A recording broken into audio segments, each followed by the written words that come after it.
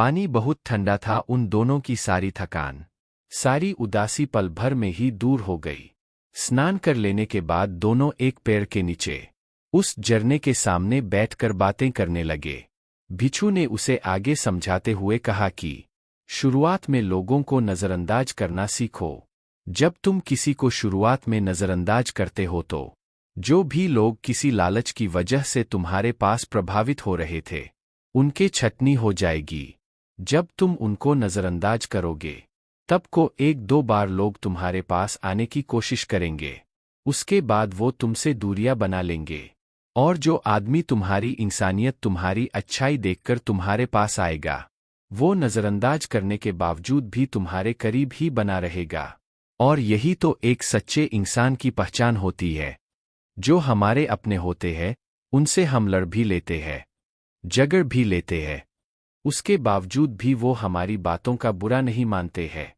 चाहे थोड़े समय के लिए वह हमसे नाराज रहे, लेकिन कुछ समय बाद फिर से हम एक हो जाते हैं। और यही तो घर परिवार का मतलब होता है, यही तो अपनों का मतलब होता है।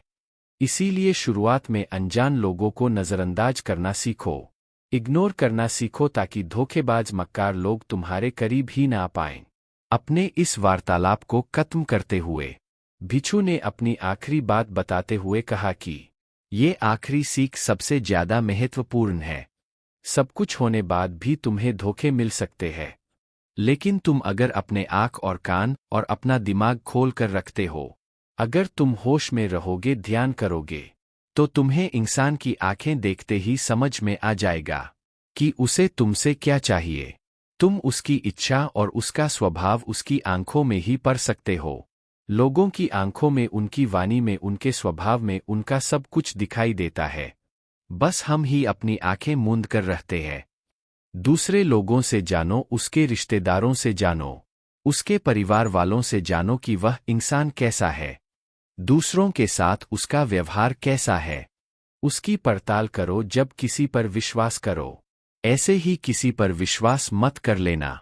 अपनी पूरी संतुष्टि करना। अगर तुम किसी के साथ लंबे समय तक भरोसा करना चाहते हो, किसी के साथ कोई संबंध बनाना चाहते हो, कोई दोस्ती करना चाहते हो या किसी की मदद करना चाहते हो, तो इन सभी परिस्थितियों तुम्हें ये जरूर पता होना चाहिए कि दूसरे लोग उस इंसान के बारे में क्या सोच रखते हैं।